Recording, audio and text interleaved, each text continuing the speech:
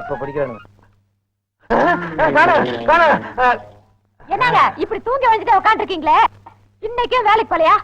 ராத்திரி பூரா தூக்கம் இல்ல, வேலைக்கு போலானா நம்பிக்கை இல்ல, என் வாழ்க்கையே நிம்மதி போச்சுடி. ஏங்க இப்படி எல்லாம் பேசுறீங்க?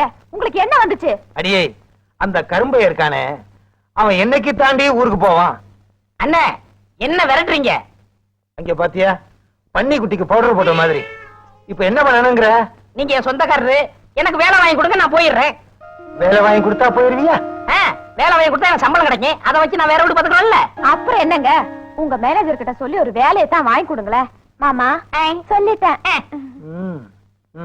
எப்படியோ வீட்டை விட்டு நீ வெளியே போனா சரி.